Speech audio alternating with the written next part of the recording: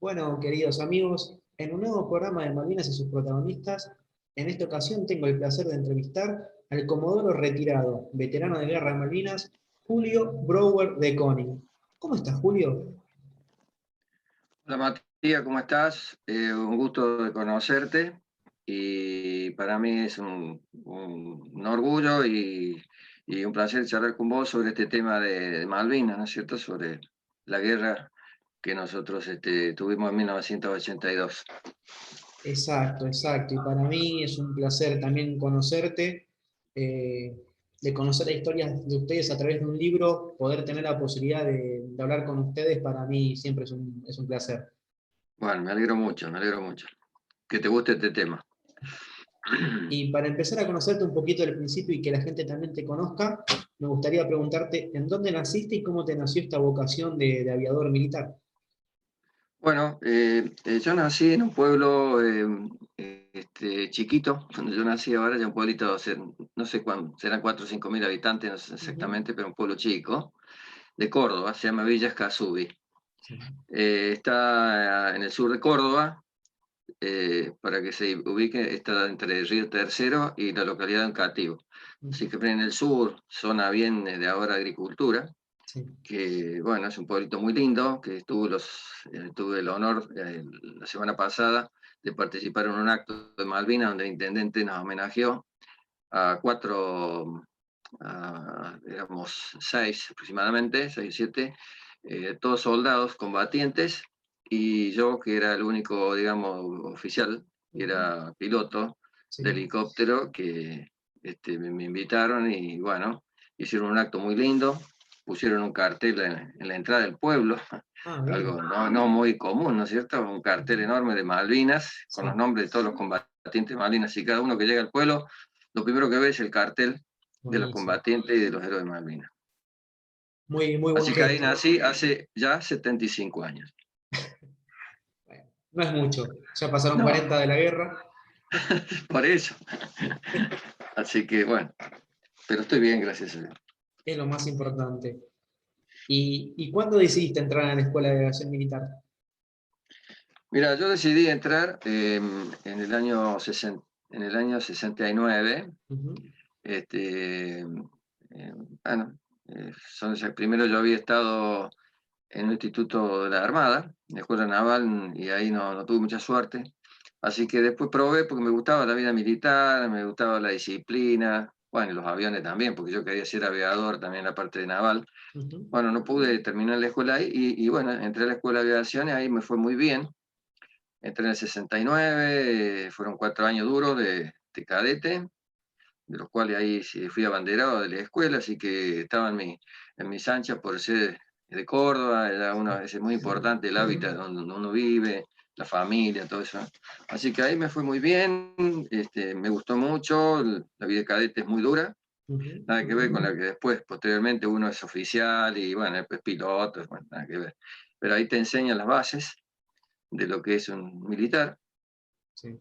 y, y todo a base de esfuerzo, sacrificio y lo que debe ser en la vida. No simplemente en un instituto, ni toda la parte de lo mismo, el que es médico, el que es abogado, en tu caso, todos, el que no tiene esfuerzo, no llega a nada. Así que bueno, después de 4 años ahí me recibí de,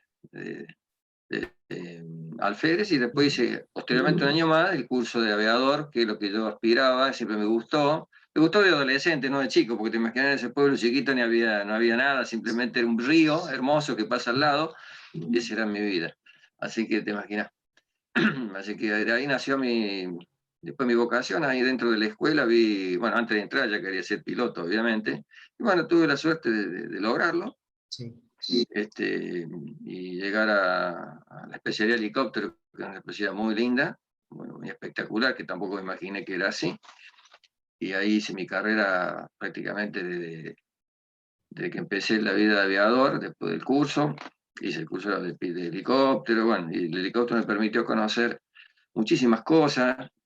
Había pocos pilotos de helicóptero en esa época, así que y la Fuerza Aérea compró material nuevo, helicópteros nuevos, así que yo en ese sentido ligué mucho material nuevo Sí. y rápidamente iba avanzando en helicópteros nuevos, muy lindos, como son los Bell, los Bell, los Bell, y después, bueno, los Sikorsky, la línea de, el último que estuvo en la guerra, que fue el Chinook, Ujú. que es un helicóptero de gran porte que llevamos, que lo traje en vuelo de Estados Unidos, hemos traído 3 Ah, mirá. para la Antártida. Ese helicóptero que fue comprado para la Antártida, bueno, posteriormente que hice el primer cruce histórico hacia la Antártida en el 80, a Sí. los 2 años me tocó ir a hacer el cruce, pero a Malvinas. Así que ahí estuve en la guerra. Así que básicamente eso es lo que yo hice para llegar a ser piloto de helicóptero y poder, bueno, ¿y por qué estuve ahí, en Bien, Malvinas, ¿no? El bien. hombre y sus circunstancias, ¿no es cierto? Exactamente, exactamente. Bueno, justo en el momento adecuado y justo estaba como, era uno de los comandantes de ese helicóptero, que no había mucho, éramos creo que 5 o 6 comandantes Ujú. de esos Chinook, uno yo se había ido a Malvinas, así que quedaba otro acá, y yo era de los pocos comandantes, quedan 2 o 3, y me mandaron a mí, y por supuesto que como todas las misiones iba, así que me fui, y crucé con el helicóptero a Malvinas. Entiendo. Y de pasar de volar un helicóptero más chico, tipo un Bell 212, a volar un Chinook, ¿es mucho Sí. el cambio, mucho la diferencia? Mira, no, sobre todo el Bell. El Bell prácticamente no sentí ningún cambio, porque hasta el ruido, digamos, era así, ese ruido parecido, ¿no? Ese Sí. ruido medio explosivo.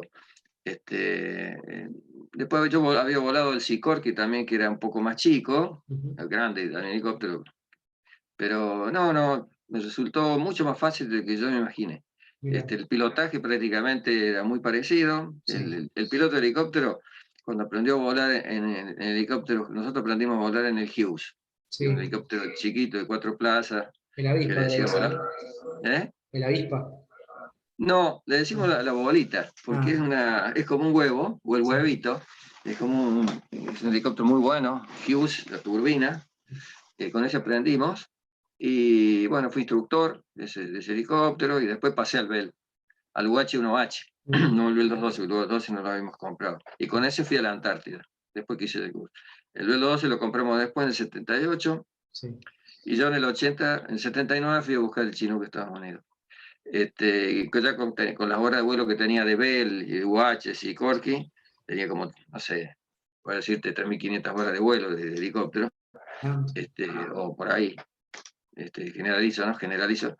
Y bueno, a mí me resultó, aparte era apasionante volarlo, porque ah. tenía muy buena tecnología, ¿Qué era lo marca? máximo, ¿De qué empresa es? tenía, es de la Boeing Berthold, Ah, es de voy. la empresa Boeing, Sí, y la fabrica la Berthold, otra sí. empresa, 3 a 2. No sé ahora, pero creo que sigue igual.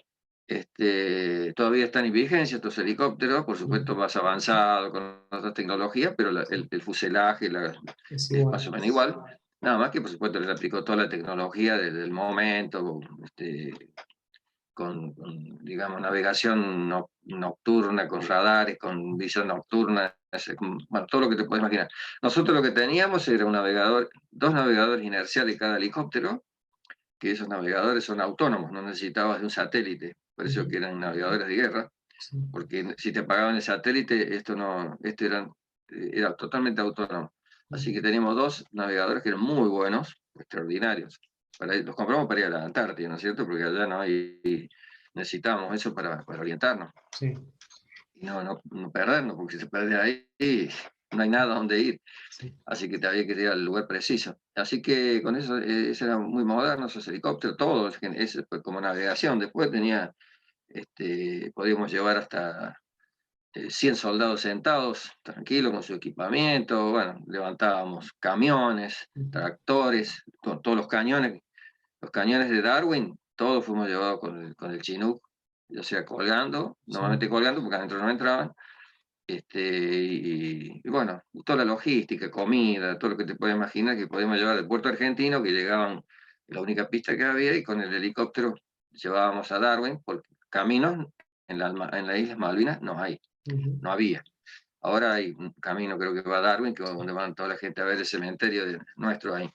Sí. Pero antes no había nada, 15 o 20 kilómetros y se acabó. Era Todo por por el mar, helicóptero. o por helicóptero, o por caballo, no sé. Ujú. Te entiendo. Así que, bueno, y eso fue un helicóptero que nos dio muy buen resultado en la guerra, estuvimos los dos volando hasta último momento y los trajimos de regreso de nuevo, al Sí, final de la guerra, después te lo cuento. bien. O sea que en este vuelo que los trajiste a Estados Unidos y en las horas de vuelo que tuviste en Chinú, podés sacar unas buenas referencias, o sea, es un muy buen helicóptero. Es un helicóptero extraordinario Ujú. y hermoso para volarlo. Todavía lo sueño porque lo extraño, ¿viste? Sí, Imagina que volé 1000 horas, creo que 1200 horas llegó. Volé 10 años el helicóptero. Después que vine a Malvinas sí. o de Estados Unidos, volé 10 años. En 92 más o menos que voló, así fue el que más voló.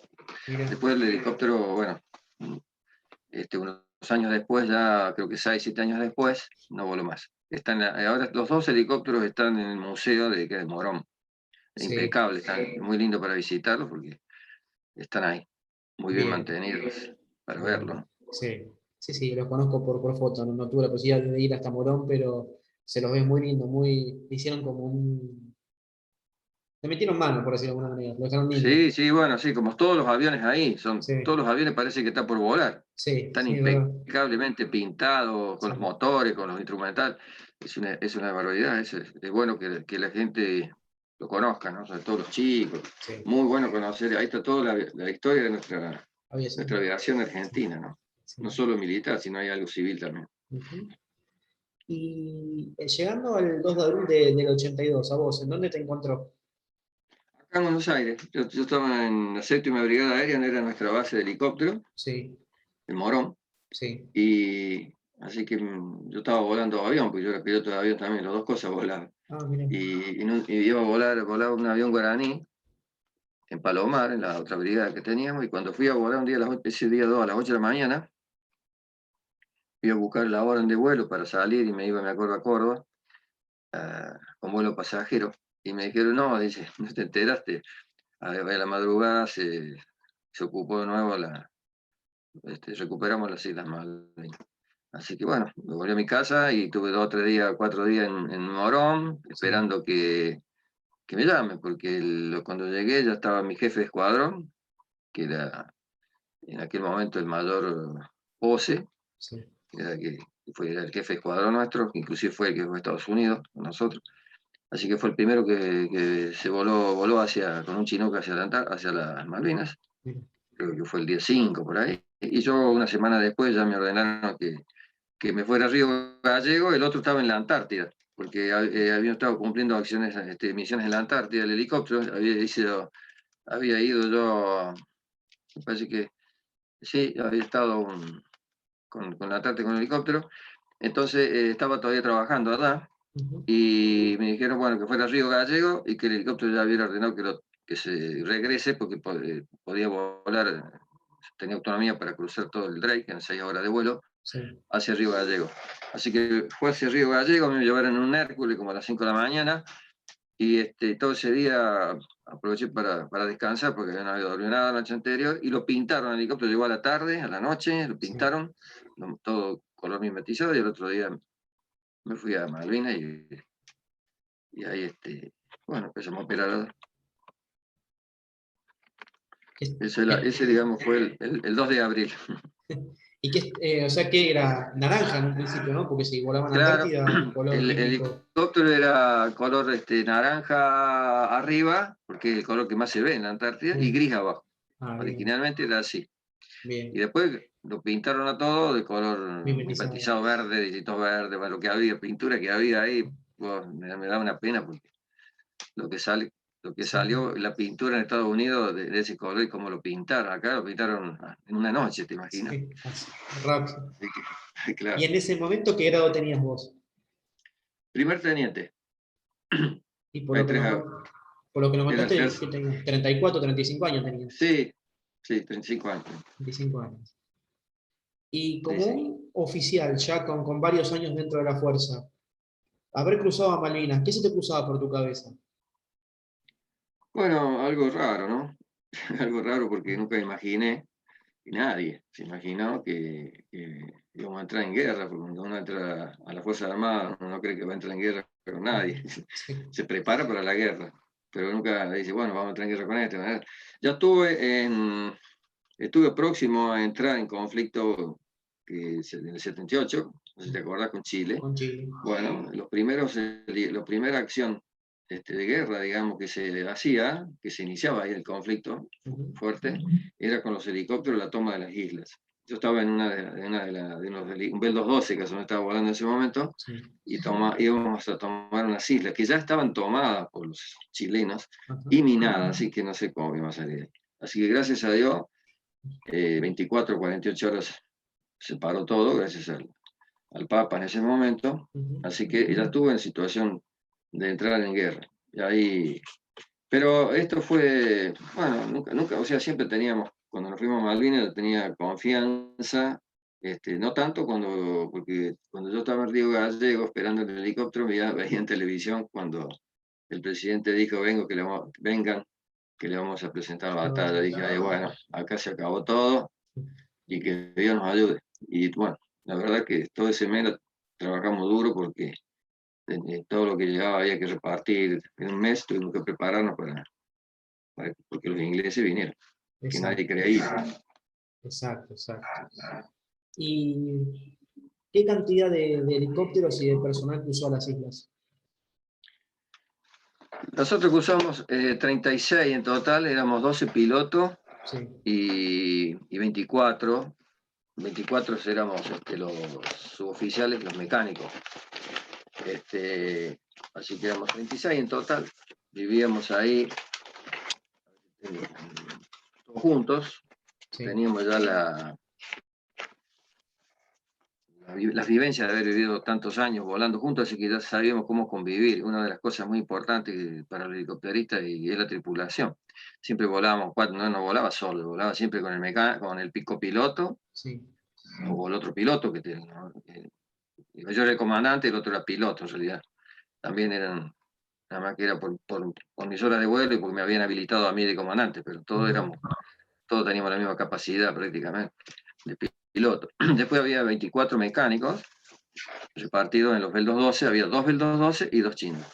Así que había 6 pilotos de helicóptero de Chinook y 6 de Bell 212. Y todos en total éramos 36. ¿Y las tripulaciones se mantenían constantes? Sí, no, nunca nos reemplazaron. Ah, El último día, cuando nos iban a reemplazar, ya era prácticamente en la rendición. sí. No llegaron a reemplazarnos. Así que los helicópteros Chinook sobre todo, se volvieron unos días antes porque habían ordenado que se volvieran al continente, por la duda lo necesita para hacer algún operativo comando del continente hacia Malvinas, y ya prácticamente ya estaba perdida la cosa. Así que, y bueno, y entonces nos ordenaron a nosotros que éramos 3 comandantes de Chinook. Los 2 más antiguos, o sea, tenía más antigüedad, el jefe de escuadrón y otro más, hacían de comandante cada uno del helicóptero distinto, y 2 copilotos. Y el comandante más bueno era yo. Entonces me ordenaron que no fuera con el Chinook para no llegar todos ahí en ese vuelo, que era el vuelo que de regreso fue tremendo. Entonces me dijeron que nos regresara en Hércules, porque no valía la pena ya quedarnos para qué. Ya todo era un problema de comida, alojamiento, etcétera, etcétera, que prisioneros. Pero eso no, lo de menos porque todos caían prisioneros. Sí. Así que nos ordenaron uno de los últimos Hércules que fueron, logramos cruzar hacia Río Gallegos de nuevo. Bien. Hacia Comodoro Rivadavia, perdón, fuimos a Comodoro Rivadavia ahí a la noche. Cruzamos de noche, un vuelo también terrorífico, porque era un vuelo que se hacía rasante de noche.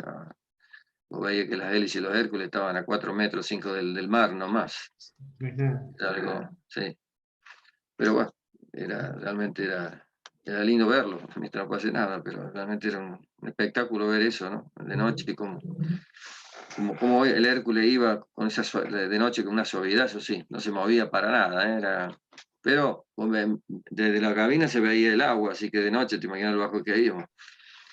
Así que tenía unos anteojos, tenían unos largavistas que tenían visión nocturna, me lo prestaban los pilotos para que viera a ver si se veía alguna fragata, Sí. porque podíamos encontrar con alguna fragata, y ahí, entonces cada tanto miraba, pero gracias a Dios no encontramos nada. Regresamos sin novedad. Creo que fue uno de los penúltimos vuelos del Hércules. Ah, bien, bien, casi sobre el final entonces. Sí, el final. Bien. Y cuando ustedes llegan a Malvinas, ¿en dónde se establecen ustedes? Al principio, nosotros estábamos en un hangar ahí del aeropuerto de Malvinas, de Puerto Argentino. Sí, Había unos hangarcitos chiquitos ahí, y bueno, con una carpa, hicimos cada uno una carpa dentro del hangar, sí, y las primeras noches dormimos ahí. Pero después nos fuimos a Darwin, porque la superioridad dijo que buscaron un lugar, una pista, no, pero no, una pista natural, digamos, no preparada, Darwin, que era la otra pista que había, y ahí donde fueron los Pucará. Darwin era una localidad que estaba más o menos casi 100 kilómetros por ahí. No era un poblado, sino era como una estancia, había unas 10 15 casas, vivían sí, como si fuera una comunidad de población. sí. Tenía un lugar comunitario donde hacían sus fiestas, sus lugares de encuentros, y después había casas lindas, de tipo inglesas, grandes, de madera. Y ahí, bueno, el primero, al principio, y una escuela primaria también de madera. Así que al principio nosotros nos fuimos ahí a esa escuela a vivir Sí. con, bueno, el la primera compañía de soldados que llegó ahí, que era la compañía del primer teniente Esteban, que venía de la compañía que estaba en Comodoro Rivadavia, perdón, Ujú. en Capitán Sarmiento, en Chubut. Sí. Y bueno, después, por supuesto, ahí estuvimos hasta el 1 de mayo, cuando atacan Puerto Argentino. Ya nos dijeron, salgamos de acá, sacamos los helicópteros de la pista, los aviones salieron algunos, otros no salieron, no pudieron, se rompió uno en la pista, Ujú. que desgraciadamente por ese accidente fue que los aviones ingleses atacaron a los 15, 20 minutos de ese accidente, y los agarró al alférez Juquí, al lado en Ujú. el avión, y ahí donde lo matan al alférez con la bomba, tiraron 6 bombas enormes, beluga, Sí. y mataron a 8 mecánicos, a él, y varios heridos. Hubo muchos heridos, de los cuales yo cuento en mi libro que yo te mandé, creo, ahí donde hicimos el primer traslado sanitario ya en combate en las Islas Malvinas, que fue la primera aeronave que salió sobre las Islas Malvinas ya con los ingleses, ¿no? Después ¿Y, llegaron todos los aviones nuestros. y cómo fue, por ejemplo, del día anterior al 1 de mayo? O sea, cambió totalmente y vos ya pasaste de hacer misiones medianamente tranquilas a llevar heridos en combate. O sea, en pocas horas pasó todo eso. Sí, eh, bueno, la transición fue más que todo el miedo que cuando que te vean, y que yo volaba sumamente bajo, pero con un helicóptero tan grande te ven de todos lados. En las Islas Malvinas es como la Patagonia, no hay un árbol, no hay nada, Mirá. es totalmente liso, de color amarillo, ¿viste? Ujú.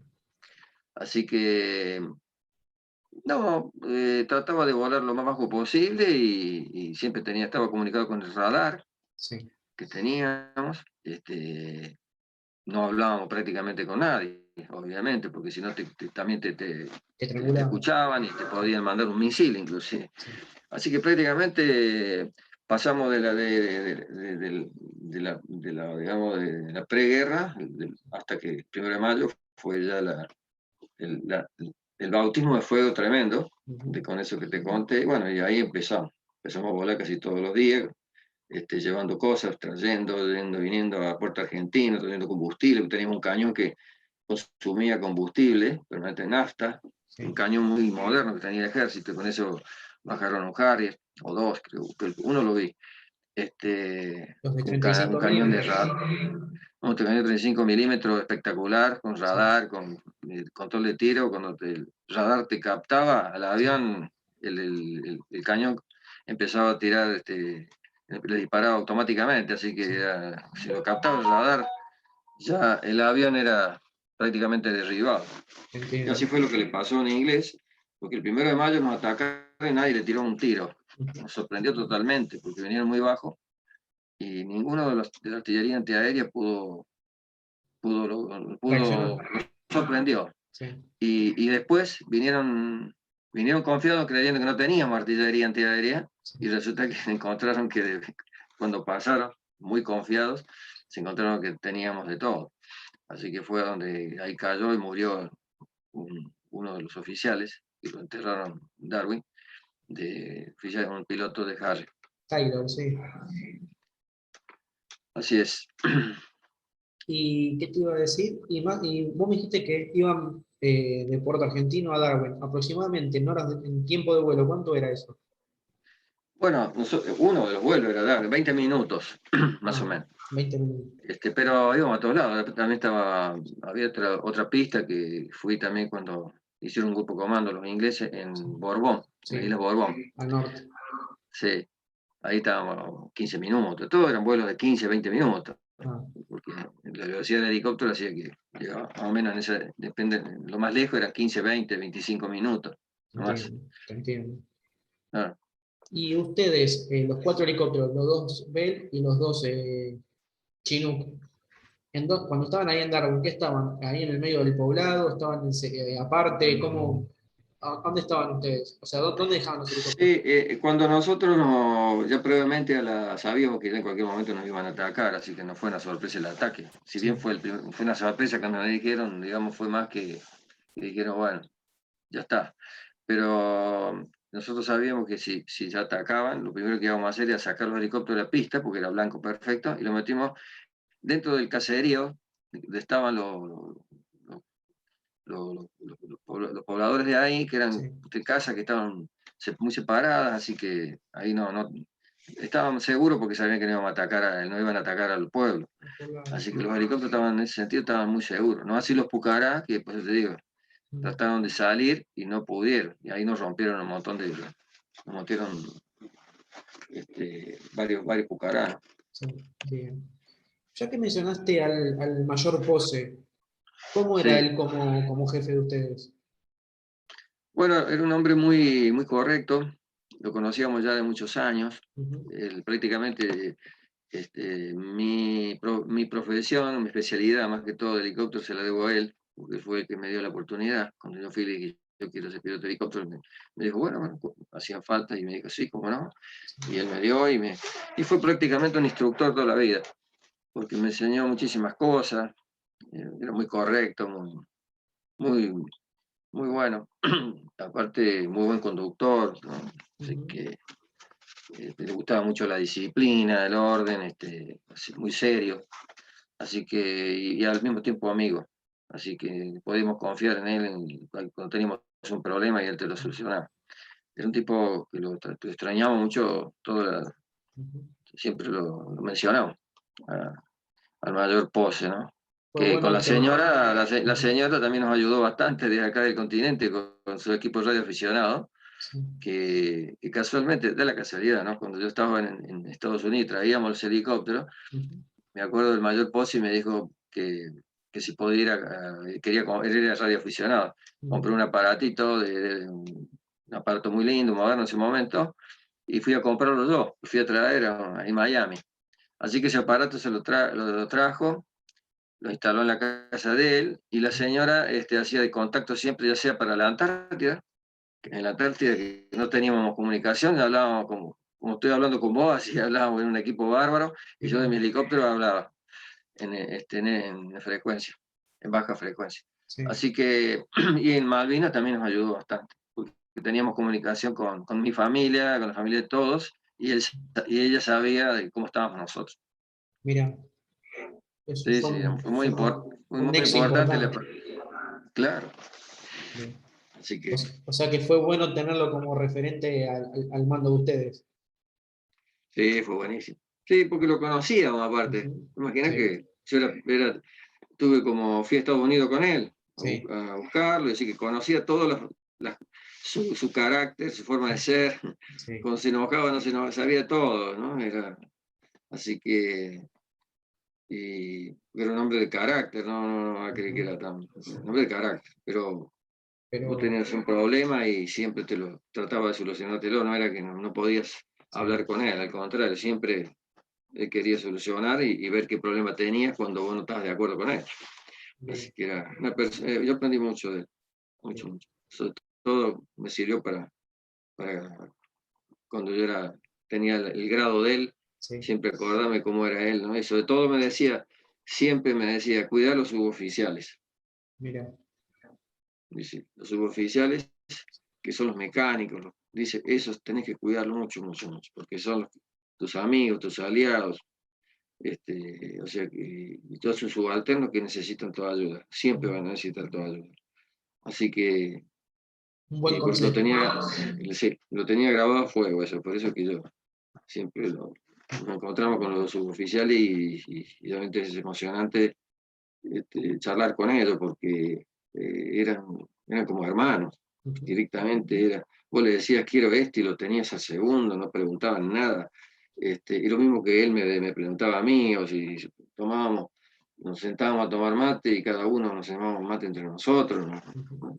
Había respeto más que jerarquías. Él sabía que yo era el primer teniente y él sabía que era el cabo primero. Pero eso no distanciaba absolutamente nada, al contrario, y menos en la guerra. Eso fue una cosa tremenda, la unión que tuvimos, ¿no? Entre nuestra tripulación, fue una cosa tremenda. Hasta el día de hoy, obviamente. ¿Cómo estaba conformada tu tripulación? La tripulación estaba formada normalmente íbamos con copiloto, un mecánico, un operador de carga, Sí. y después un artillero. Iba sentado en la cola atrás, Sí. y tenía otro artillero también al costado, a veces en la puerta de la derecha, con dos ametralladoras 1270 antiaéreas, que eran puntería manual, así que no eran modernos, así que era como para defenderte, digamos, no sé de qué, pero algo te ayudaba. Y ellos estaban atentos, por las dudas si nos atacaban de atrás. Sí. Estaba con la rampa abierta y él estaba sentado arriba de un cajoncito de munición con la ametralladora, listo y conectado conmigo, obviamente, me decía todo lo que pasaba. Esa 6 era la personas. tripulación mía. Sí, normalmente éramos 6. Ah, bien, bien. Los vuelos, ¿eh? Sí, sí. Y tengo entendido que tenés una anécdota antes del 1 de mayo en donde tuviste una emergencia peligrosa, ¿no? Sí, eso ahí lo cuento, yo trato de explicarlo. Eso fue una anécdota, no una anécdota, fue una experiencia muy mala, donde yo creía que ahí quedaba, porque en un vuelo que veníamos de Puerto Argentino hacia Darwin, un vuelo ya nocturno, había volado todo el día, Sí. entonces nos habían cargado en el aeropuerto para Darwin, creo que había 4 tambores de combustible para el cañón 35 milímetros, Sí. bueno, bombas para los Pucará, era una bomba de tiempo el helicóptero, pero a mí no me interesaba lo que llevaba atrás, yo tenía que volar y punto, todo era riesgoso.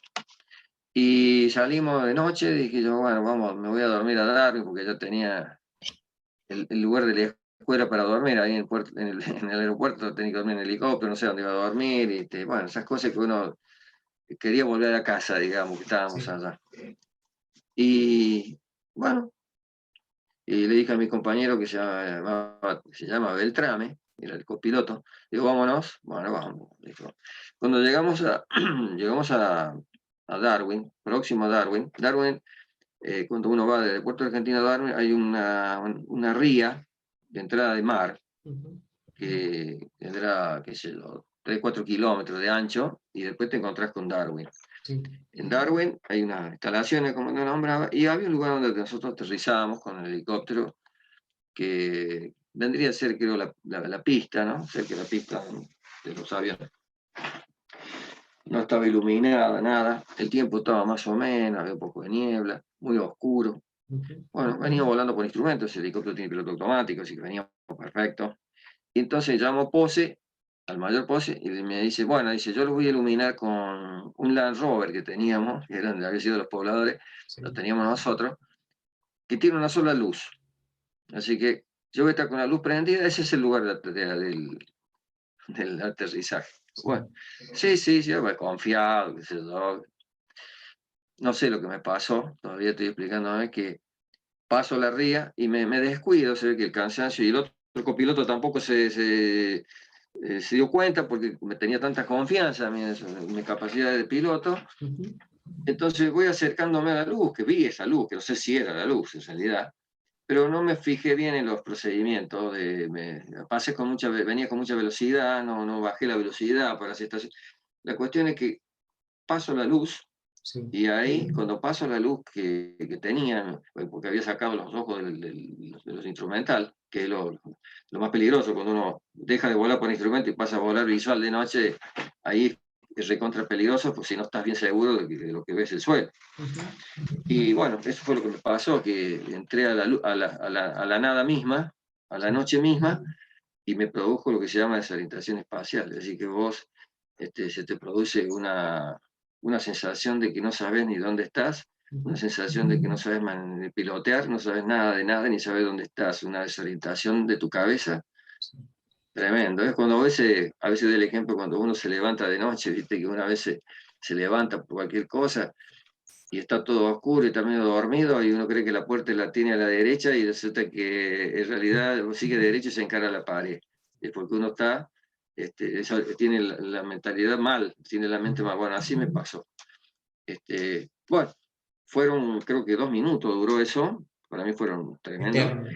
Y yo ya había llegado el momento que dije, bueno, hasta que llegué, no lo podía, porque el helicóptero estaba, el mecánico que estaba al lado mío, Sí. tenía nervio de acero, ¿eh? Me decía, señor, la velocidad, tenía máxima la velocidad, vibraba todo el helicóptero a máximo, porque yo trataba de tirar potencia para salir, para arriba, porque yo venía en situación de aterrizaje. Sí.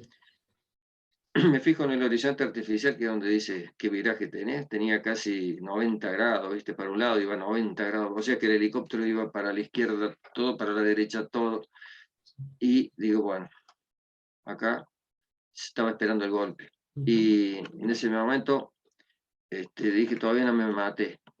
Digo, me acordé de mi instructor de la Escuela de Aviación. Me dijo, cuando vos tenés orientación espacial, metete en el instrumento y no le hagas caso a tu mente. Y eso es lo que me acordé y ahí nomás hice, metí la cabeza en el horizonte artificial, me fijé cómo estaba todo desordenado y ahí con el horizonte artificial lo puse el helicóptero nivelado, digamos, Sí. y ahí el helicóptero empezó como a suavizarse, a bajar la velocidad, todo, y ahí me fijé y empecé a volver en mí. Ahí volví en mí, puse el piloto automático de nuevo, estaba a 100 metros, 50 metros del suelo, y bueno, o menos, creo que las palas tuvieron a 5 metros del agua, me dijo el mecánico de atrás. Tremendo. Le salpicaba las palas, porque eso tira un torbellino tremendo, que a veces le salpicaba con las palas el agua, porque Muy tan cerca bajo. que pasaba. Sí, sí, sí, estuve al borde del colapso. Sí. Bueno, zafé, bueno, y después cuando aterricé, me fui a volar un rato, tranquilo, me tranquilicé, aterricé bien, después me prendieron todas las luces por todos lados, y bueno, y ahí el jefe nos dijeron, bueno, siempre cuando uno pasa una emergencia así que se salva, siempre es tradición en la Fuerza Aérea, te invitan a algo, a tomar algo, a una picadera, bueno, ahí no teníamos mucho, pero por lo menos tomar algo, ¿no? Agua, por lo menos. Así que bueno, eso fue lo peor que yo pasé, ¿no? En la parte de vuelo. O sea, tuviste miedo. Sí, tremendo. Ahí te acordás en esos 2 minutos de la familia, de lo que era, de todo. Todo por la cabeza. Sí, sí, sí, tremendo. Así que bueno, eso fue lo más dramático para mí en la parte de vuelo. Te entiendo, te entiendo. O sea que por lo que comentás, esta desorientación espacial puede ser que suele pasar. O sea, por ahí no es tan común, pero es probable que Y, pase. y a los pilotos es muy común que pase. Por eso que es muy importante el piloto automático. A muchos les pasa, a muchos no les pasa, otros sí. Ajá. Que todo depende del adiestramiento, pero volar nocturno sin piloto automático es complicado, porque te produce eso, porque no tenés sensación, no tenés nada para comparar Las de referencias. noche. Claro, no tenés referencia, no tenés nada. Ujú. Entonces nada más que el instrumento, y a veces te falla, te produce eso y entonces vos le haces caso a la mente, y ahí es donde se produjeron hay muchos aviadores que murieron Mira, en práctica inclusive, los aviones de combate que sí. creían que digamos, dado vuelta, digamos, Ujú. invertidos, y creían que estaban recto nivelado, y cuando tiraban palanca atrás para elevarse, resulta que cuando estás Baja. invertido, los comandos se invierten Sí. y se clavan a 1000 kilómetros por hora. Así que ha ocurrido mucho, mucho. Por eso es que el piloto automático evita eso. Casi,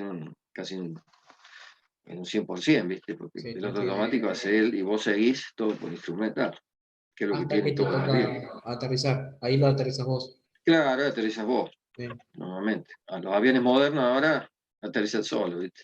Hacen rodaje solo. Pero bueno, en aquel momento cuando ya vos tenés la pista no necesitabas piloto automático, entonces Ujú. aterrizas vos. Bien, Ese es lo normal de un avión de combate o un avión de un helicóptero. sí, Vuelos comerciales es otra cosa. bien, te entiendo, bien.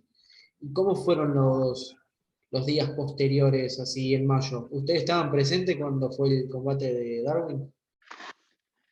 Y nosotros ya nos habíamos ido unos días antes a Puerto Argentino por ese tema que ya los ingleses estaban ahí acosando y todas las Ujú. noches tiraban bengalas. Y dijimos, bueno, tenemos que sacar los helicópteros porque si llegamos a perder la batalla acá, nos quitan los helicópteros y nos citamos para Puerto Argentino y para la otra Sí. parte. Así que nos fuimos a vivir a Puerto Argentino. Yo el día anterior la tarde anterior aterricé en Darwin, Ujú. llevando elementos para el cañón y toda esa logística que hacían falta. Y ahí pude hablar con uno de los soldados, porque uno de los soldados que estaba en pleno combate fue uno de mi pueblo, que todavía estuve con él, Mira, un soldado que se llama Carlos Brarda, ¿no? Un chico de 18 años en ese momento, sí. donde el padre era íntimo amigo mío, vivía al lado de mi casa, en mi pueblo. Ajá. Así que te imaginas, y fue una sorpresa muy grande cuando él me vio y le estaba descargando algo de mi helicóptero. Bueno, fue una sorpresa muy emotiva. Sí. Así que pude hablar la tarde anterior con el subteniente que a la noche lo mataron, un subteniente que era el jefe de él. Así Es, que estuve como toda la tarde ahí porque no podía salir porque era un bombardeo de aviones Harry permanentemente, así que yo me quedé hasta la tardecita, hasta última hora de la tarde, hasta que vi que se tranquilizaron los ataques ujú. y yo salí y me fui a Puerto Argentino. A la noche fue el combate.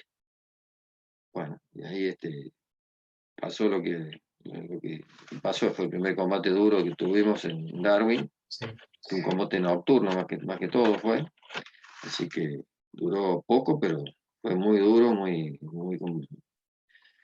muy peleado, muchos muertos Sí, por te parte de entiendo. los dos bandos, ¿eh? Sí, sí. Muchos muertos, heridos, etcétera, etcétera. ¿Y ustedes participaron después en el traslado de los refuerzos a Darwin?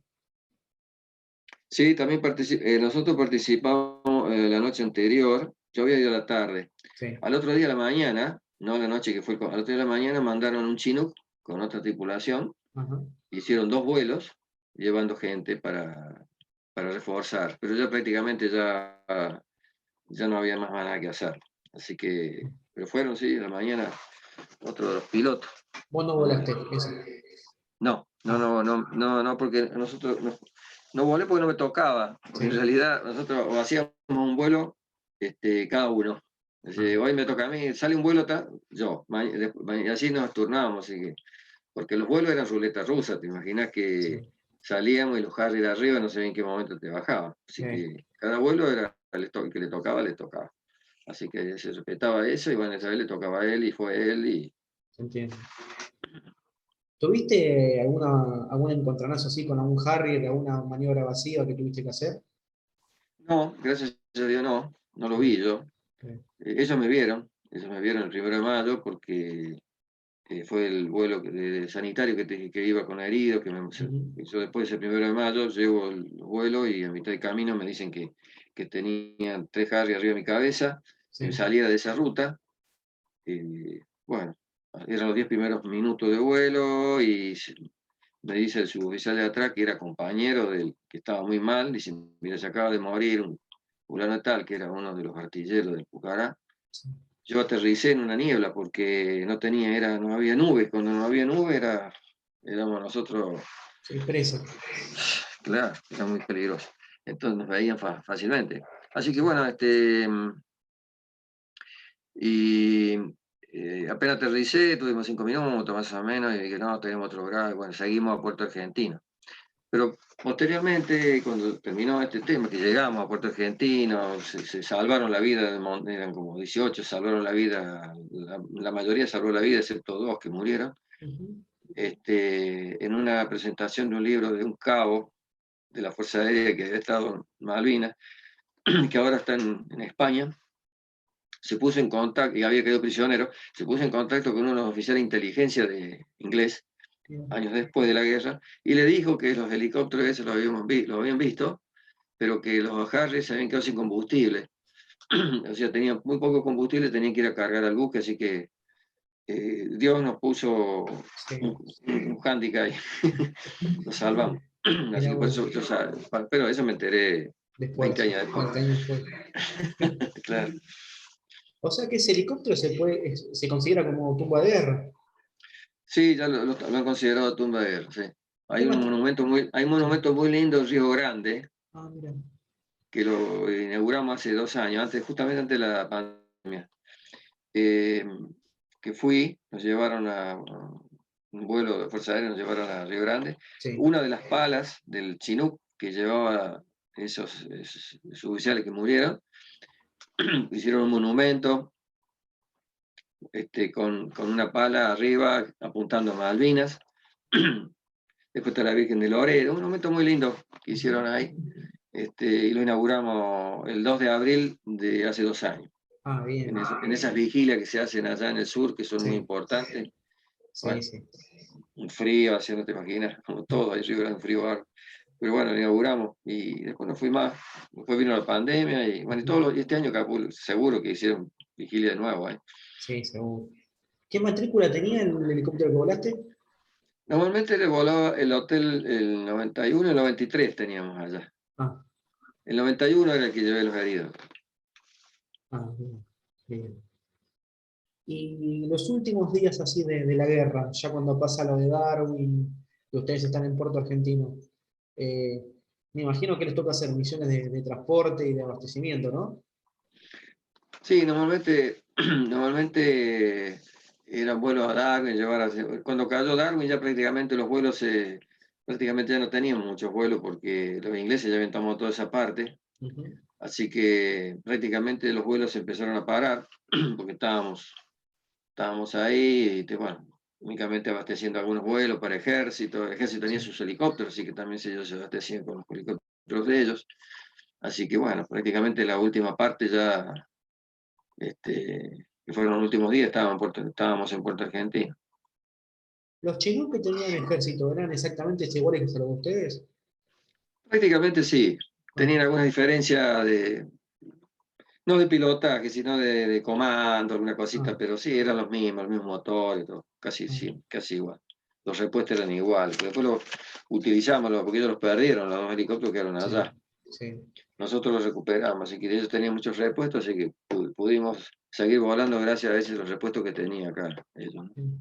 Te adelantaste a la pregunta porque iba a ir por ese lado, si pudieron colaborar entre las dos unidades. Sí, claro que sí, sí, por supuesto. Bien, Siempre se colaboró con el ejército, porque ellos tienen mucho acercamiento. Aparte nosotros siempre hemos volado juntos, igual que con la Armada en la Antártida, sí. siempre a veces muchas veces yo estaba con los helicópteros en Marambio, de la Fuerza Aérea, y los de la Armada estaban en el Igricia, así entre los. Ujú. Y entonces, y nos juntábamos y siempre hacíamos buena camaradería entre todos, ¿no? Así que nos conocíamos. Inclusive teníamos, en el ejército de Malvinas había uno que era primo lejano, pero que muy amigo, conocido, se llamaba porque falleció. No en Malvinas, él volaba Puma allá, se llamaba Pérez Cometa. Ah, mira, Puma sí. Pérez Cometa. Sí, un tipazo, un amigo mío. Así que había mucha camaradería siempre entre nosotros. Bien. Y después, entonces, ya después de esto, prosigue cuando ustedes vuelven al continente, ¿no? En vuelo con los Chinook y vos en un Hércules, nos contaste.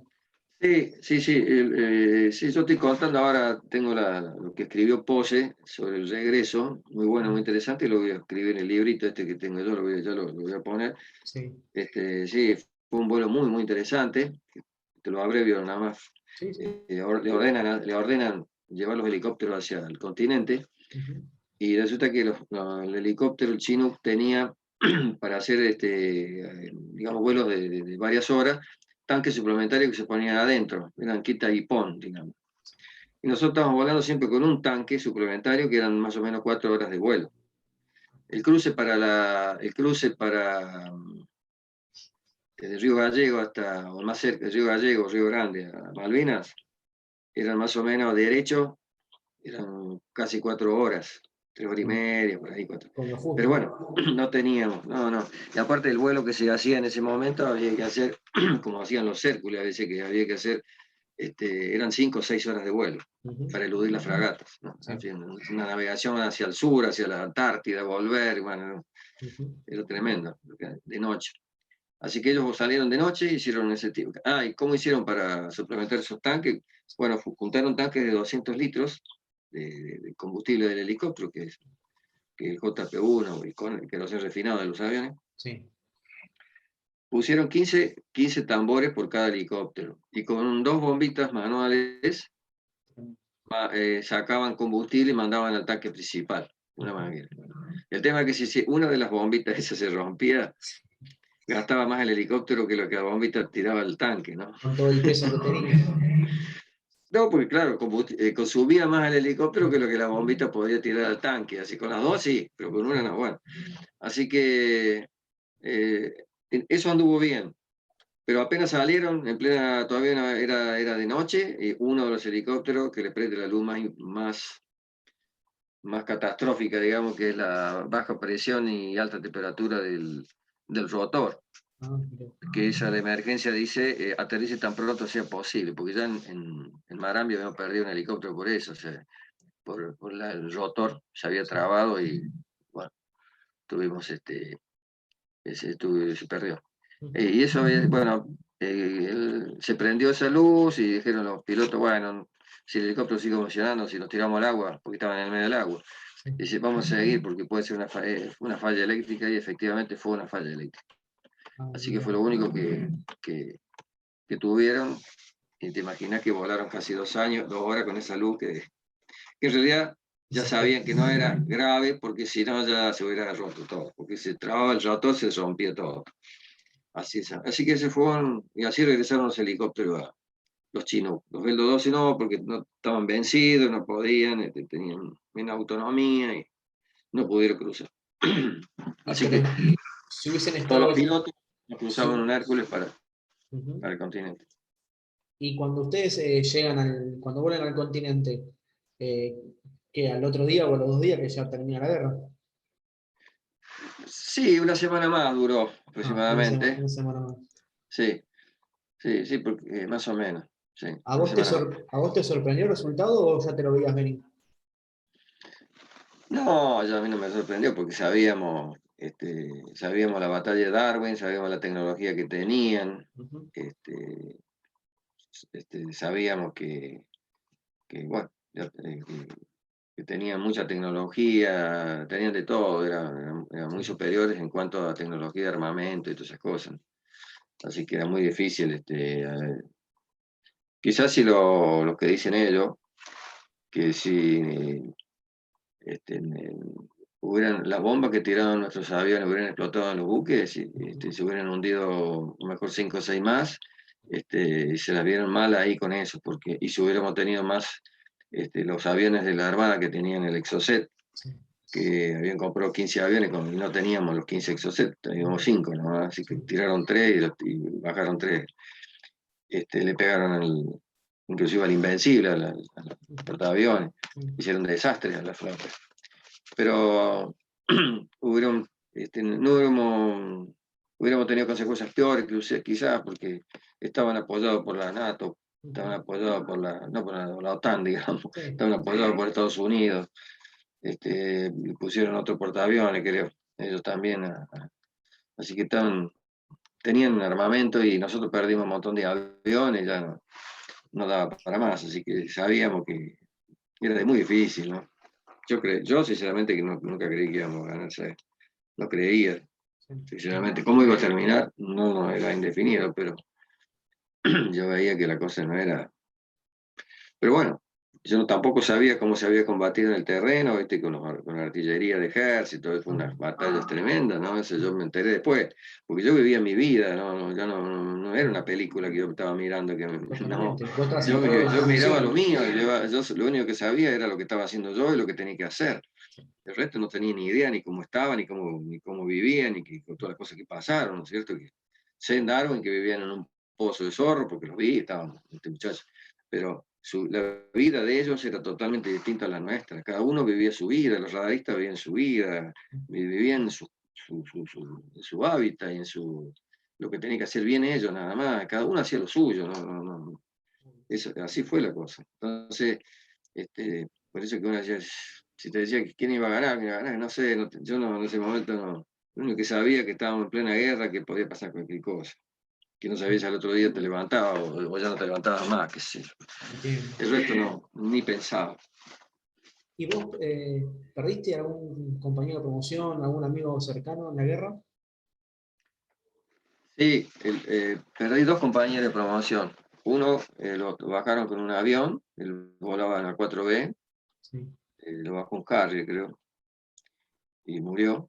Y el otro fue uno de comando, también lo escribo en mi libro, que se llamaba Castañari, Luis Castañari, Sí. sobrenombre el Furia, le decía por su forma de ser, ¿no? Sus nervios. Bueno, este muchacho, también compañero mío de promoción, estaba en la pista de Puerto Argentina, donde estaban todos ahí habían hecho refugios, estaban los Pucará, refugios de la gente, porque a la noche siempre bombardeaban las fragatas en el Sí. puerto, ahí en el aeropuerto. Y él andaba, habían llegado unos pilotos nuevos de Pucará y no sabían dónde estaban bien los refugios, entonces los quería él poner en el refugio y habló por radio y le captaron la señal de la fragata, de un helicóptero. Sí. Dice que fue un helicóptero. Lo captó la señal del helicóptero y un misil le largó y le cayó cerca. Y ahí fue que lo mató. Así que al otro día yo fui, bueno, me enteré al otro día y lo llevamos, lo enterramos. Bueno, esa es otra de las cosas, ¿no? Que pasamos mal. Se llama Sí. Luis Castañari, que fue el único, uno de los que el año pasado lo trajeron, es de Río Cuarto. Ujú. La señora salió mucho en televisión, bueno, yo María lo Cristina. recibí y tuve que decir unas palabras cuando lo trajeron, porque él digamos, él quería, antes de morir le había dicho a la señora que quería estar junto a un hijo que había muerto cuando tuvo 5, él tenía 5 hijos, Ujú. entonces quería estar en Río Cuarto, así que la señora se movió y bueno, después de mucho esfuerzo consiguió traerlo Sí. el año pasado y lo recibimos en Río Cuarto. Ujú. Sí, sí, vi la ceremonia muy, muy emotiva. Sí, sí, Con compañeros del GOE, había bastante claro, gente. sí, sí, sí, sí. Así que bueno, eso fue. Ujú. Así que bueno, no sé si querés seguir alguna otra pregunta. La verdad, Julio, nos comentaste toda tu historia y te voy a hacer la última pregunta. ¿Qué te dejó Malvinas tanto en lo personal como en lo profesional en el futuro de tu carrera, hasta el retiro? Bueno, primero, que me dejó un tremendo recuerdo Ujú. de, de tristeza, bueno, de orgullo, ¿no es cierto?, de haber participado, porque uno nunca se imagina que iba a participar, imagina que todos querían ir, pero me tocó a mí. Ujú. Así que, inclusive cuando vi pasar el 1 de mayo los aviones, decía, justo a mí me toca estar acá, justo me tocó. Y bueno, me tocó. Y eso fue un orgullo tremendo, que me reconocen en todos lados. eh, Reconocen mis compañeros porque saben que nosotros actuamos con mucha valentía, con mucho profesionalismo, ¿no? O sea, pusimos todo en sí lo que habíamos aprendido, y habíamos aprendido muy bien, porque me enseñaron muy bien a pilotearlo ya, y a operar, más que pilotear, operar el helicóptero, Ujú. porque había volado mucho en todas partes, ya sea en la Antártida, en ayuda de las inundaciones, nos mandaban a todos lados. Así que conozco el país, así, sobre todo haciendo muchas cosas. Y bueno, y todos estos años que pasaron, siempre me preguntan por todos lados, he dado charlas, y bueno, ahí te va cayendo la ficha de lo que realmente lo importante que fue, y a algunos les interesa como a vos, otros quizás no tanto, pero bueno, y ahora en el último, cumplimos 40 años, ya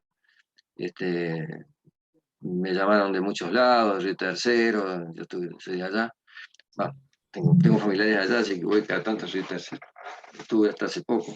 Ujú. Y, querían hacer nota en el diario, bueno, por todos lados. Todos estos años siempre han querido charlar de alguna manera con los helicópteros y siempre lo hago con mucho. Por ejemplo, los otros días, ayer, me llamó una estudiante de 17 años de periodismo. Me llamó, no sé, me encontró, no sé quién le dio el mail y bueno, yo le doy la nota a cualquiera para que, más a ella que le dieron, quisiera esa nota, me imaginé lo que significaba para ellos llevar una nota de Malvinas, como en tu caso, tu programa. Así que para mí es un honor hacerlo y que se difunda, que es lo más importante, ¿no es cierto? Que sepa qué pasó, porque si no, después, ¿viste? Se empiezan a hablar, si no uno no dice lo que pasa, se empiezan a inventar lo que pasó, en realidad no, Y es lo que hay que queda. decir la verdad. Y gracias a Dios hay mucha documentación, sobre todo de nuestros aviones, de lo que pasó, se ven los aviones que están en el aire, y bueno, los soldados que también tienen que hablan y que hablan bien, porque yo no, por supuesto que pasaron muy mal, me imagino que todos la pasaron mal, otros lo pasaron, pues, en las guerras, como siempre digo, no, se pasan hambre, se pasa frío, se pasa todo, en ese momento era bastante difícil llevarle comida, porque no te digo, no había camino, no había nada, así que de llevar una posición a otra era complicado. Yo me pongo en la imaginación, si no llevaban helicóptero, era muy complicado, los camiones era complicado. Pero yo, por ejemplo, lo que yo conocí de lo que he charlado con los soldados, ninguno se quejó de eso. Sí dijo, sí, pasé hambre, pasé frío, pero no como diciendo, mirá cómo me hicieron pasar hambre, no, se sienten orgullosos y dice, yo soy combatiente. Y entonces, fui combatiente, luché, vi morir de compañeros míos y eso me dio fuerza y eso es un orgullo. Entonces, esto pasa, no lo vas a olvidar lo que pasaron ellos, obviamente que no, porque la deben haber pasado sobre todo los soldados en el terreno, bombardeados con agua, el pozo, con comida no más o menos, fría, bueno, todo eso se pasa en la guerra. Así que, gracias a Dios, yo con el helicóptero no la pasé tan mal porque era lo que llevábamos las cosas, también las logísticas, y teníamos el helicóptero que sirve para dormir, así que era mi casa rodante, ¿no? Que andaba para todos lados. Pero bueno, a cada uno le toca lo que le toque tocar, qué sé yo, a mí me tocó en el helicóptero, otro le tocó en el terreno, otro le tocó en el submarino, otro le tocó en el barco, otro le tocó en los barcos que estaban dando vueltas alrededor de la isla, que los Harrier mataron también a varios de ellos, hundieron a otros barcos nuestros. Así que fue complicadísima la guerra de Malvinas, fue muy dura, muy dura. La verdad que sí. Así que bueno, eso es todo lo que te puedo decir y no sé si quería hacer la última pregunta, creo que más o menos lo que hemos hablado, creo que vos lo que querías saber. Exacto, Julio. La verdad fue un placer enorme poder conocerte y charlar con vos y conocer tu historia. Bueno, muchísimas gracias y que tengas mucho éxito. Después Gracias. charlame a ver cómo te fue. Dale, dale, buenísimo, ¿Eh? Julio. Mándame la información tuya, a ver cómo te fue con toda la difusión, que Dale, creo que te va a ir bien, ojalá te vaya dale. muy bien. Y estoy a Gracias. disposición tuya o del que quiera, un compañero, no, ningún problema, vamos a charlar. Perfecto, Julio. Estamos en contacto y te mando un fuerte abrazo. Gracias, igualmente, ¿eh? Hasta pronto, ¿eh? Mucha suerte. Gracias, Julio. Chao, chao.